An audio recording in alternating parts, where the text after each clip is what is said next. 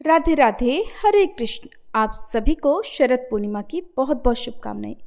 वैसे तो साल भर की सभी पूर्णिमा तिथि महत्वपूर्ण होती हैं, लेकिन आश्विन महीने की पूर्णिमा, जिसे शरद पूर्णिमा या कोजागर पूर्णिमा या कौमुदी व्रत के नाम से भी जाना जाता है, सबसे बड़ी तिथि होती है। और इस दिन खास तौर पर भगवान विष्णु, माँ लक्ष्मी जी और श्री सत्यनारायण भगवान का पूजन और रात के समय चंद्र देवता का पूजन करने का विधान है। और इस दिन श्री सत्यनारायण भगवान की कथा का पाठ करने से भक्तों के सभी मनोरथ पूर्ण होते हैं। और इस बार साल 2025 में आश्विन महीने की पूर्णिमा तिथि 2 दिन पड़ रही है, 6 अक्टूबर और 7 अक्टूबर को। 6 अक्टूबर को पूर्णिमा का व्रत रखा जाएगा और श्री सत्यनारायण भगवान की पूजा और व्रत भी 6 अक्टूबर को ही रखा जाएगा। लेकिन इस दिन भद्रा भी लग रही है और भद्रा 6 अक्टूबर सोमवार को दोपहर 12:23 से प्रारंभ होकर रात 10:53 पर समाप्त होगी। भद्रा का वास इस बार मृत्युलोक में होगा। भद्रा को अशुभ मुहूर्त माना जाता है और भद्रा के समय कोई भी शुभ या मांगलिक कार्य नहीं करना चाहिए, जैसे विवाह, गृह प्रवेश या नया व्यापार शुरू करना, क्योंकि ये कार्य विनाशकारी और कष्टकारी हो सकता है। लेकिन भद्रा काल में आप पूजा पाठ और धार्मिक अनुष्ठान कर सकते हैं। और अगर आप किसी भी शुभ काम को करना चाहते हैं तो भद्रा काल की समाप्ति होने का आपको इंतजार करना चाहिए। और आज हम सभी सुनेंगे श्री सत्यनारायण भगवान की कथा। लेकिन कथा से पहले हम सभी भद्रा के अशुभ प्रभावों से बचने के लिए भद्रा के 12 नामों का स्मरण करेंगे, क्योंकि जब भद्रा होती है तब उस समय भद्रा का पूजन या भद्रा के नामों का स्मरण करने पर भद्रा का अशुभ प्रभाव टल जाता है। ये 12 नाम हैं: धन्या, दधिमुखी, भद्रा, महामारी, खरानना, कालरात्रि, महारुद्रा, विष्टि, कुलपुत्रिका, भैरवी, महाकाली, असुर क्षयकारी। ये 12 नाम भद्रा के हैं, जिनका जाप आप प्रत्येक दिन सुबह सुबह कर सकते हैं। आइए अब हम सभी भद्रा से प्रार्थना करें कि किसी प्रकार का अशुभ प्रभाव हमारे जीवन पर ना पड़े। हे भद्रा, आप समय की कठोरता और शुभ कार्यों की बाधा कही जाती हैं, किंतु आज हम आपके चरणों में विनम्र निवेदन करते हैं कि आपकी उपस्थिति किसी के भी जीवन में क्लेश या विघ्न ना लाए। हे देवी, अपने उग्र प्रभाव को शांत कर दीजिए और हमें धर्म, सत्य और मंगल के मार्ग पर आगे बढ़ने दें। आपकी कृपा से सभी शुभ कार्य निर्विघ्न संपन्न हो और हर हृदय में सुख, शांति और आनंद स्थापित हो। ओम शांति शांति शांति। अब हम सभी भगवान गणेश का नाम लेकर श्री सत्यनारायण भगवान की कथा का शुभारंभ करते हैं। सभी प्रेम से बोलिए: प्रथम पूजनी विघ्नहर्ता भगवान गणेश जी की जय। श्री सत्यनारायण भगवान की जय। पौराणिक कथा के अनुसार एक समय नैमिषारण्य तीर्थ में शौनक आदि 88,000 ऋषियों ने श्री सूत जी से कहा: हे प्रभु, इस कलयुग में वेद विद्या रहित मनुष्यों को प्रभु भक्ति किस प्रकार मिलेगी और उनका उद्धार कैसे होगा? हे मुनिश्रेष्ठ, कोई ऐसा तप कहिए जिससे थोड़े समय में पुण्य प्राप्त होवे और मनोवांछित फल मिले। ऐसी कथा को सुनने की हमारी इच्छा है। सर्वशास्त्र ज्ञाता श्री सूत जी बोले: हे वैष्णवों में पूज्य, आप सबने प्राणियों के हित की बात पूछी है। अब मैं उस श्रेष्ठ व्रत को आप लोगों से कहूँगा जिस व्रत को नारद जी ने श्री लक्ष्मी नारायण भगवान से पूछा था और लक्ष्मीपति ने मुनिश्रेष्ठ नारद जी से कहा था। सो ध्यान पूर्वक सुनो। एक समय योगीराज नारद जी दूसरों के हित की इच्छा से अनेक लोकों में घूमते हुए मृत्युलोक में आ पहुँचे। यहाँ अनेक योनियों में जन्मे हुए प्रायः सभी मनुष्यों को अपने कर्मों के अनुसार अनेकों दुखों से पीड़ित देखकर सोचा कि किस यत्न के करने से निश्चय ही प्राणियों के दुखों का नाश हो सकेगा। ऐसा मन में सोचकर देवर्षि मुनि श्री विष्णु लोक को गए। वहां श्वेत वर्ण और 4 भुजाओं वाले देवों के ईश नारायण को देखकर, जिनके हाथों में शंख, चक्र, गदा और पद्म थे तथा वरमाला पहने हुए थे, स्तुति करने लगे: हे भगवान, आप अत्यंत शक्ति से संपन्न हैं। मन तथा वाणी भी आपको नहीं पा सकती। आपका आदि मध्य अंत भी नहीं है। आप निर्गुण स्वरूप, सृष्टि के आदिभूत और भक्तों के सभी दुखों को नष्ट करने वाले हो। आपको मेरा नमस्कार है। नारद जी से इस प्रकार की स्तुति सुनकर भगवान श्री विष्णु बोले, हे मुनिश्रेष्ठ, आपके मन में क्या है? आपका किस काम के लिए आगमन हुआ है? निसंकोच कहिए। तब नारद मुनि बोले, प्रभु, मृत्युलोक में सब मनुष्य जो अनेक योनियों में पैदा हुए हैं, अपने अपने कर्मों के द्वारा अनेक प्रकार के दुखों से दुखी हो रहे हैं। हे नाथ, यदि आप मुझ पर दया रखते हो तो बतलाइए कि उन मनुष्यों के सब दुख थोड़े से ही प्रयत्न से कैसे दूर हो सकते हैं। तब श्री विष्णु भगवान जी बोले, हे नारद, मनुष्यों की भलाई के लिए तुमने बहुत अच्छी बात पूछी है। जिस काम के करने से मनुष्य मोह से छूट जाता है वह मैं कहता हूँ, सुनो। बहुत पुण्य देने वाला स्वर्ग तथा मृत्युलोक दोनों में दुर्लभ एक अत्यंत उत्तम व्रत है। आज मैं प्रेमवश होकर तुमसे कहता हूँ, श्री सत्यनारायण भगवान का ये व्रत अच्छी तरह विधि पूर्वक करके मनुष्य धरती पर आयु पर्यंत सुख भोग कर मरने पर मोक्ष को प्राप्त होता है। श्री भगवान के वचन सुनकर नारद मुनि बोले, हे भगवान, उस व्रत का फल क्या है? क्या विधान है? और किसने यह व्रत किया है? और किस दिन यह व्रत करना चाहिए? विस्तार पूर्वक कहिए। भगवान विष्णु बोले, हे नारद, दुख शोक आदि को दूर करने वाला, धन धान्य को बढ़ाने वाला, सौभाग्य तथा संतान को देने वाला यह व्रत सब स्थानों पर विजय करने वाला है। भक्ति और श्रद्धा के साथ किसी भी दिन मनुष्य श्री सत्यनारायण की प्रातःकाल के समय ब्राह्मणों और बंधुओं के साथ धर्म परायण होकर पूजा करे। भक्ति भाव से नैवेद्य केले का फल, शहद, घी, दूध और गेहूं का आटा सवाया लेवे। गेहूं के अभाव में साठी का चूर्ण भी ले सकते हैं और सब पदार्थों को भगवान को अर्पण कर देवे तथा बंधुओं सहित ब्राह्मणों को भोजन करावे। पश्चात स्वयं भोजन करे। रात्रि में नृत्य गीत आदि का आयोजन कर सत्यनारायण भगवान का ध्यान करते हुए समय बिताए। इस तरह व्रत करने पर मनुष्यों की इच्छा निश्चय पूरी होती है। विशेष रूप से कलिकाल में भूमि पर यही मोक्ष का सरल उपाय है। प्रेम से बोलिए श्री सत्यनारायण भगवान की जय। श्री सत्यनारायण व्रत कथा का प्रथम अध्याय संपूर्ण। दूसरा अध्याय। श्री सूत जी बोले, हे ऋषियों, जिसने पहले समय में इस व्रत को किया है उसका इतिहास कहता हूँ, ध्यान पूर्वक सुनो। सुंदर काशीपुरी नगरी में एक अत्यंत निर्धन ब्राह्मण रहता था। वह भूख और प्यास से बेचैन हुआ नित्य पृथ्वी पर घूमता था। ब्राह्मणों से प्रेम करने वाले भगवान ने ब्राह्मण को दुखी देखकर बूढ़े ब्राह्मण का रूप धरकर उसके पास जाकर आदर पूर्वक पूछा, हे विप्र, तुम नित्य दुखी होकर पृथ्वी पर क्यों घूमते हो? हे ब्राह्मण, ये सब मुझसे कहो, मैं सुनना चाहता हूँ। तब वह ब्राह्मण बोला, मैं निर्धन ब्राह्मण हूँ, भिक्षा के लिए पृथ्वी पर फिरता हूँ। हे भगवान, यदि आप इससे छुटकारा पाने का कोई उपाय जानते हो तो कृपा कर मुझे बताएं। वृद्ध ब्राह्मण बोला, हे विप्र, सत्यनारायण भगवान मनोवांछित फल देने वाले हैं, इसलिए तुम उनका पूजन करो, जिसके करने से मनुष्य सब दुखों से मुक्त हो जाता है। तब ब्राह्मण को व्रत का सारा विधान बतलाकर बूढ़े ब्राह्मण का रूप धारण करने वाले श्री सत्यनारायण भगवान वहीं अंतर्ध्यान हो गए। जिस व्रत को वृद्ध ब्राह्मण ने बतलाया है मैं उसको अवश्य करूंगा, यह निश्चय करने पर उसे रात भर नींद नहीं आई। सवेरे उठकर सत्यनारायण भगवान के व्रत का निश्चय कर वह भिक्षा के लिए चला। उस दिन उसको भिक्षा में बहुत सारा धन मिला, जिससे बंधु बांधवों के साथ उसने सत्यनारायण भगवान का व्रत किया। इसके करने से वह ब्राह्मण सब दुखों से छूटकर अनेक प्रकार की संपत्तियों से युक्त हुआ। उस समय से वह ब्राह्मण हर मास व्रत करने लगा। इस तरह सत्यनारायण भगवान के व्रत को जो भी करेगा वह मनुष्य सब दुखों से छूट जाएगा। इस तरह नारद जी से सत्यनारायण भगवान का कहा हुआ यह व्रत मैंने तुमसे कहा। हे विप्रो, मैं अब और क्या कहूँ?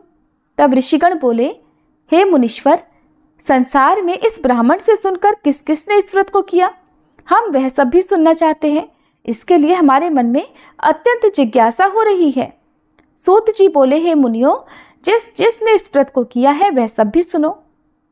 एक समय वह ब्राह्मण धन और ऐश्वर्य के अनुसार बंधु बांधवों के साथ व्रत करने को तैयार हुआ। उसी समय एक लकड़ी बेचने वाला बूढ़ा आदमी आया और बाहर लकड़ियों को रखकर ब्राह्मण के मकान में गया। प्यास से दुखी लकड़हारा उनको व्रत करते देखकर ब्राह्मण को नमस्कार करके कहने लगा, ये आप क्या कर रहे हैं? इसके करने से क्या फल मिलता है? कृपा करके मुझको बताइए। ब्राह्मण ने कहा, सब मनोरथों को पूर्ण करने वाला यह सत्यनारायण भगवान व्रत है। इसकी ही कृपा से मेरे यहाँ धन धान्य आदि की वृद्धि हुई है। ब्राह्मण से इस व्रत के बारे में जानकर लकड़हारा अत्यंत प्रसन्न हुआ। चरणामृत लेकर प्रसाद ग्रहण करने के बाद वह अपने घर को गया। अगले दिन लकड़हारे ने अपने मन में इस प्रकार का संकल्प लिया कि आज गांव में लकड़ी बेचने से जो धन मिलेगा उसी से सत्यनारायण भगवान का उत्तम व्रत करूंगा। ऐसा मन में निश्चय कर वह बूढ़ा आदमी लकड़ियां अपने सिर पर रखकर जिस नगर में धनवान लोग रहा करते थे ऐसे सुंदर नगर में गया। उस दिन वहां पर उसे उन लकड़ियों का दाम पहले से 4 गुना मिला। तब वह लकड़हारा दाम लेकर अति प्रसन्न होकर पके केले, शक्कर, घी, दूध, दही और गेहूं का चूर्ण इत्यादि सत्यनारायण भगवान के व्रत की कुल सामग्रियों को लेकर अपने घर गया। फिर उसने अपने परिवारजनों को बुलाकर विधि के साथ भगवान का पूजन और व्रत किया। उस व्रत के पुण्य प्रभाव से वह बूढ़ा लकड़हारा धन, पुत्र आदि से युक्त हुआ और संसार के समस्त सुख भोग कर अंत में वैकुंठ लोक को चला गया। श्री सत्यनारायण भगवान की जय। श्री सत्यनारायण व्रत कथा का 2वां अध्याय संपूर्ण। 3वां अध्याय। श्री सूत जी बोले, हे श्रेष्ठ मुनियों, अब आगे की कथा कहता हूँ, सुनो। पहले समय में उल्कामुख नाम का एक बुद्धिमान राजा रहा करता था। वह सत्यवक्ता और जितेंद्रिय था। प्रतिदिन देव स्थानों पर जाता और गरीबों को धन देकर उनके कष्ट दूर करता था। उसकी पत्नी कमल के समान मुख वाली और सती साध्वी थी। पुत्र प्राप्ति के लिए भद्रशिला नदी के तट पर उन दोनों ने सत्यनारायण भगवान का व्रत किया। उस समय वहां एक साधु नामक वैश्य आया। उसके पास व्यापार के लिए बहुत सारा धन था।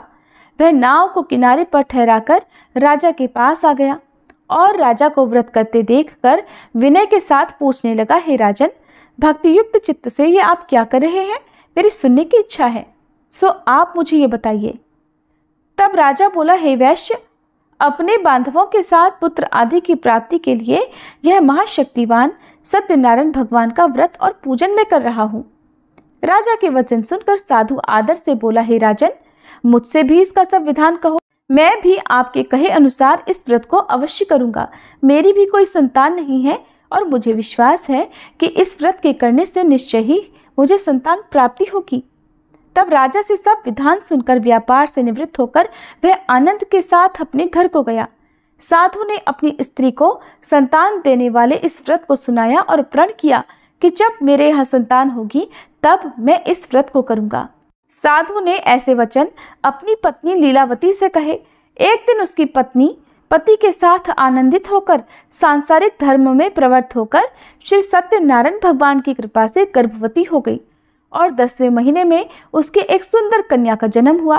वह कन्या दिनों दिन इस तरह बढ़ने लगी जैसे शुक्ल पक्ष का चंद्रमा बढ़ता है। कन्या का नाम कलावती रखा गया। तब लीलावती ने मीठे शब्दों में अपने पति से कहा कि स्वामी, जो आपने संकल्प लिया था कि मैं संतान होने पर सत्यनारायण भगवान का व्रत करूंगा, अब आप उसे करिए। साधु बोला, हे प्रिय, इसके विवाह पर करूंगा। इस प्रकार अपनी पत्नी को आश्वासन देकर वह नगर को चला गया। अब कलावती अपने पिता के घर में रहकर बड़ी हो रही थी। एक दिन साधु ने जब नगर में सखियों के साथ अपनी पुत्री को देखा तो तुरंत दूत को बुलाकर कहा कि पुत्री के लिए कोई सुयोग्य वर देख कर लाओ। साधु की आज्ञा पाकर दूत कंचन नगर पहुंचा और वहां पर बहुत खोज कर, बहुत देखभाल कर कन्या के लिए सुयोग्य वणिक पुत्र को ले आया।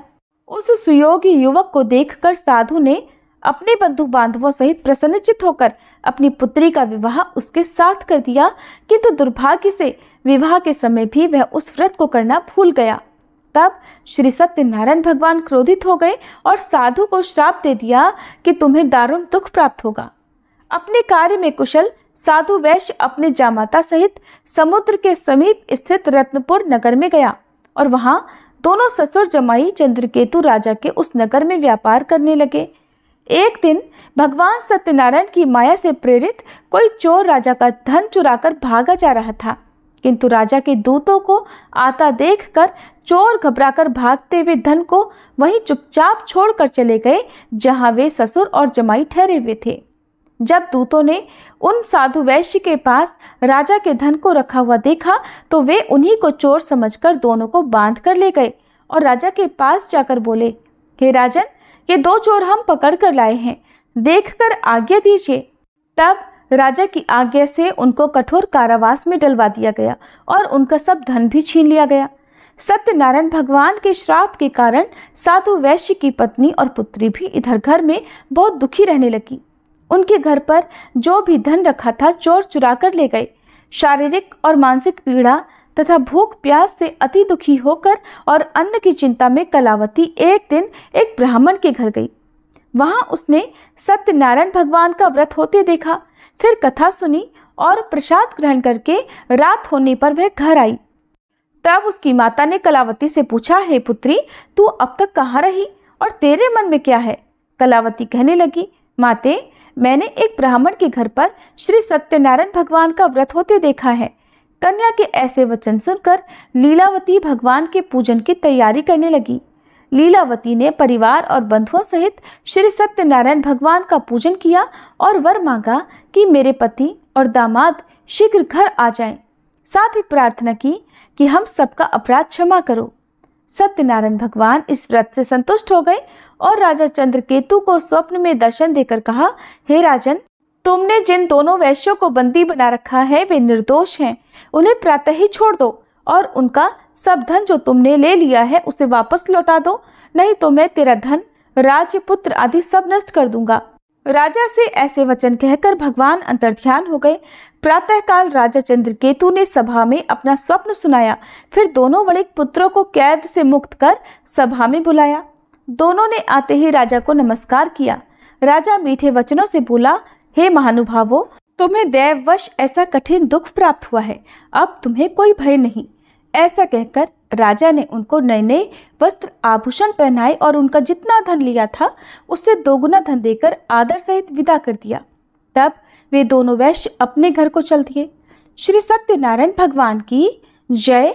श्री सत्यनारायण व्रत कथा का 3रा अध्याय संपूर्ण। 4था अध्याय। श्री सूत जी बोले, साधु बनिया मंगलाचरण कर और ब्राह्मणों को धन देकर अपने नगर के लिए चल पड़ा। साधु के कुछ दूर जाने पर इधर भगवान सत्यनारायण की उसकी सत्यता की परीक्षा लेने के विषय में जिज्ञासा हुई। तब वे एक दंडी का वेश बनाकर उस बनिए के सामने गए और पूछा, साधो, तुम्हारी नाव में क्या भरा है? तब धन के मद में चूर दोनों महाजनों ने अवहेलना पूर्वक हंसते हुए कहा, दंडी सन्यासी, क्यों पूछ रहे हो? क्या कुछ मुद्रा लेने की इच्छा है? हमारी नाव में तो लता और पत्ते आदि भरे हैं। उनकी ऐसी निष्ठुर वाणी सुनकर दंडी वेशधारी भगवान बोले, तुम्हारी बात सच हो जाए। ऐसा कहकर दंडी सन्यासी को रूप धारण किए हुए भगवान कुछ दूर जाकर समुद्र के समीप बैठ गए।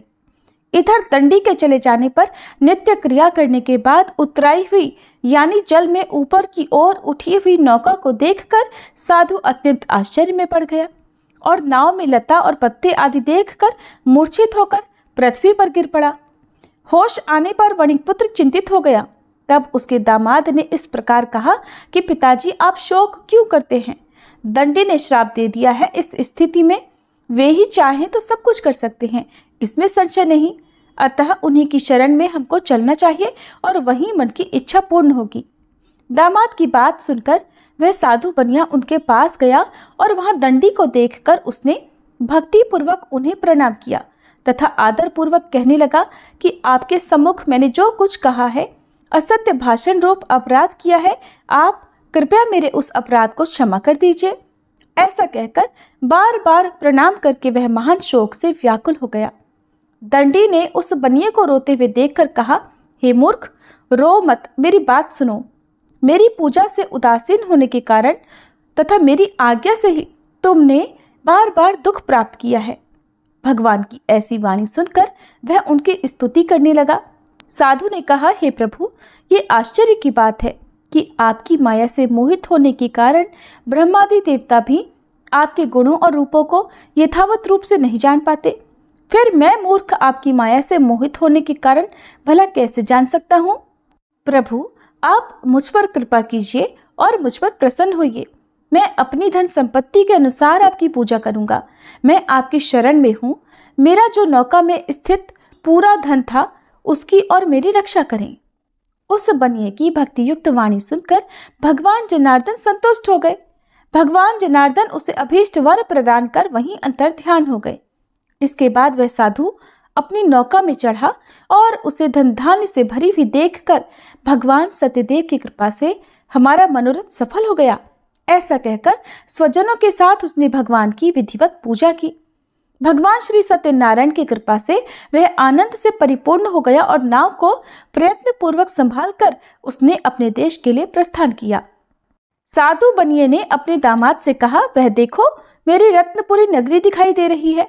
इसके बाद उसने अपने धन के रक्षक दूत को अपने आने का समाचार देने के लिए अपनी नगरी में भेजा। उसके बाद उस दूत ने नगर में जाकर साधु की पत्नी को हाथ जोड़कर प्रणाम किया और उसके लिए अभीष्ट बात की। सेठ जी अपने दामाद और बंधु वर्ग के साथ बहुत सारे धन धान्य से संपन्न होकर नगर के निकट पधार गए हैं। दूत के मुख से ये बात सुनकर वह अत्यंत आनंदित हुई और उस साध्वी ने श्री सत्यनारायण की पूजा करके अपनी पुत्री से कहा, पुत्री मैं साधु के दर्शन करने के लिए जा रही हूँ, तुम भी जल्दी आना। माता का ऐसा वचन सुनकर व्रत को समाप्त करके प्रसाद का परित्याग करके कलावती भी अपने पति का दर्शन करने के लिए चल पड़ी। इससे भगवान सत्यनारायण रुष्ट हो गए और उन्होंने उसके पति को तथा नौका को धन के साथ हरण करके जल में डुबो दिया। इसके बाद कलावती कन्या अपने पति को न देखकर महान शोक से रुदन करती हुए पृथ्वी पर गिर पड़ी। नाव का अदर्शन और कन्या को अत्यंत दुखी देखकर भयभीत मन से साधु बनिए ने सोचा, ये क्या आश्चर्य हो गया। नाव का संचालन करने वाले भी सभी चिंतित हो गए। इसके बाद वह लीलावती भी कन्या को देखकर दुख से व्याकुल हो गई और अत्यंत दुख से विलाप करती हुई अपने पति से इस प्रकार बोली, स्वामी अभी अभी नौका के साथ वह अदृश्य कैसे हो गया। न जाने किस देवता की उपेक्षा से वह नौका हरण कर ली गई या फिर श्री सत्यनारायण का महात्म्य भला कौन जान सकता है। ऐसा कहकर वह अपने परिवारजनों के साथ विलाप करने लगी और कलावती कन्या को गोद में लेकर रोने लगी। कलावती भी अपने पति के नष्ट हो जाने पर दुखी हो गई और पति की पादुका लेकर उनका अनुगमन करने के लिए उसने मन में निश्चय किया। कन्या के इस प्रकार के आचरण को देखकर पत्नी सहित वह धर्म के साधु बनिया अत्यंत शोक व्याकुल हो गया और सोचने लगा, या तो भगवान सत्यनारायण ने यह अपहरण किया है या फिर हम सभी भगवान सत्यदेव की माया से मोहित हो गए हैं। अपनी धन की शक्ति के अनुसार मैं भगवान श्री सत्यनारायण की पूजा करूंगा। तब सभी को बुलाकर इस प्रकार कहकर उसने अपने मन की इच्छा प्रकट की और बारंबार भगवान सत्यदेव को दंडवत प्रणाम किया। इससे दीनों के परिपालक भगवान सत्यदेव प्रसन्न हो गए। भक्त वत्सल भगवान ने कृपा पूर्वक आकाशवाणी की कि तुम्हारी कन्या प्रसाद छोड़कर अपने पति को देखने चली आई है। निश्चय ही इस कारण उसका पति अदृश्य हो गया है। यदि घर जाकर यह प्रसाद ग्रहण करके वापस आए तो हे साधु बनिया, तुम्हारी पुत्री पति को प्राप्त करेगी, इसमें संशय नहीं। कलावती ने भी यह दिव्य आकाशवाणी सुनी तो वह शीघ्र ही अपने घर गई और उसने प्रसाद ग्रहण किया। वापस आकर उसने अपने परिवारजनों और अपने पति को भी देखा। तब कलावती कन्या ने अपने पिता से कहा कि पिताजी अब तो घर चलिए, देरी क्यों कर रहे हैं। कन्या की बात सुनकर वणिक पुत्र संतुष्ट हो गया और विधि विधान से भगवान सत्यनारायण का पूजन करके धन तथा बंधु बांधवों के साथ अपने घर को गया। इसके बाद पूर्णिमा और संक्रांति पर्वों पर भगवान सत्यनारायण का पूजन करते हुए इस लोक में सुख भोग कर अंत में वह सत्यपुर वैकुंठ लोक को चला गया। प्रेम से बोलिए श्री सत्यनारायण भगवान की जय। श्री सत्यनारायण भगवान व्रत कथा का चौथा अध्याय संपूर्ण। पांचवा अध्याय। श्री सूत जी बोले, श्रेष्ठ मुनियों, अब इसके बाद मैं दूसरी कथा कहूँगा, आप लोग ध्यान पूर्वक सुनिए। अपनी प्रजा का पालन करने में तत्पर तुंगध्वज नामक एक राजा था। उसने सत्यदेव के प्रसाद का परित्याग करके दुख प्राप्त किया। एक बार वह वन में बहुत से पशुओं को मारकर वट वृक्ष के नीचे आया। वहां उसने देखा कि गोपगण बंधु बांधवों के साथ संतुष्ट होकर भक्ति पूर्वक भगवान सत्यदेव की पूजा कर रहे हैं। राजा यह देखकर भी अहंकारवश न तो वहां गया और न उसने भगवान सत्यनारायण को प्रणाम ही किया। पूजन के बाद सभी गोपगण भगवान का प्रसाद राजा के समीप रखकर वहां से लौट आए और इच्छानुसार उन सभी ने भगवान का प्रसाद ग्रहण किया। इधर राजा को प्रसाद का परित्याग करने से बड़ा दुख मिला। उसका संपूर्ण धन, धान्य और सभी सौपुत्र नष्ट हो गए। राजा ने मन में यह निश्चय किया कि अवश्य ही भगवान सत्यनारायण ने हमारा नाश कर दिया है, इसलिए मुझे वहां जाना चाहिए जहां श्री सत्यनारायण का पूजन हो रहा था। ऐसा मन में निश्चय करके वह राजा गोपगणों के समीप गया और उसने गोपगणों के साथ भक्ति श्रद्धा से युक्त होकर विधि पूर्वक भगवान सत्यदेव की पूजा की। भगवान सत्यदेव की कृपा से वह पुनः धन और पुत्रों से संपन्न हो गया तथा इस लोक में सभी सुखों का उपभोग कर अंत में सत्यपुर वैकुंठ लोक को प्राप्त हुआ। श्री सूत जी कहते हैं, जो व्यक्ति इस परम दुर्लभ श्री सत्यनारायण के व्रत को करता है और पुण्यमयी तथा फल प्रदायिनी भगवान की कथा को भक्ति युक्त होकर सुनता है, उसे भगवान सत्यनारायण की कृपा से धन, धान्य आदि की प्राप्ति होती है। दरिद्र धनवान हो जाता है, बंधन में पड़ा हुआ बंधन से मुक्त हो जाता है, डरा हुआ व्यक्ति भय मुक्त हो जाता है। ये सत्य बात है, इसमें संशय नहीं। इस लोक में वह सभी इच्छित फलों को भोग कर अंत में सत्यपुर वैकुंठ लोक को जाता है। हे ब्राह्मणों, इस प्रकार मैंने आप लोगों से भगवान सत्यनारायण के व्रत को कहा, जिसे करके मनुष्य सभी दुखों से मुक्त हो जाता है। कलयुग में तो भगवान सत्यदेव की पूजा विशेष फल प्रदान करने वाली है। भगवान विष्णु को ही कुछ लोग काल, कुछ लोग सत्य, कोई ईश और कोई सत्यदेव तथा दूसरे लोग सत्यनारायण नाम से कहेंगे। अनेक रूप धारण करके भगवान सत्यनारायण सभी का मनोरथ सिद्ध करते हैं। कलयुग में सनातन भगवान विष्णु ही सत्यव्रत रूप धारण करके सभी का मनोरथ पूर्ण करने वाले होंगे। हे श्रेष्ठ मुनियों, जो व्यक्ति नित्य भगवान सत्यनारायण की इस व्रत कथा को पढ़ता है, सुनता है, भगवान सत्यनारायण की कृपा से उसके सभी पाप नष्ट हो जाते हैं। हे मुनीश्वरों, पूर्व काल में जिन लोगों ने भगवान सत्यनारायण का व्रत किया था, उसके अगले जन्म का वृतांत कहता हूँ, आप लोग सुनिए। महान प्रजा संपन्न शतानंद नाम के ब्राह्मण सत्यनारायण व्रत करने के प्रभाव से दूसरे जन्म में सुदामा नामक ब्राह्मण हुए और उस जन्म में भगवान श्री कृष्ण का ध्यान करके उन्होंने मोक्ष प्राप्त किया। लकड़हारा भील गुहों का राजा हुआ और अगले जन्म में उसने भगवान श्री राम की सेवा करके मोक्ष प्राप्त किया। महाराज उल्कामुख दूसरे जन्म में राजा दशरथ हुए, जिन्होंने श्री रंगनाथ जी की पूजा करके अंत में वैकुंठ प्राप्त किया। इस प्रकार धार्मिक और सत्यव्रती साधु पिछले जन्म के सत्यव्रत के प्रभाव से अपने दूसरे जन्म में मोरध्वज नामक राजा हुआ।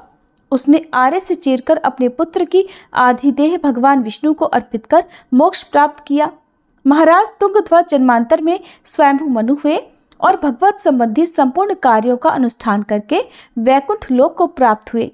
जो गोपगण थे वे सब जन्मांतर में ब्रजमंडल में निवास करने वाले गोप हुए और सभी राक्षसों का संहार करके उन्होंने भी भगवान का शाश्वत धाम गोलोक प्राप्त किया। कथा समाप्त। सभी प्रेम से बोली श्री सत्यनारायण भगवान की जय। श्री लक्ष्मी नारायण भगवान की जय।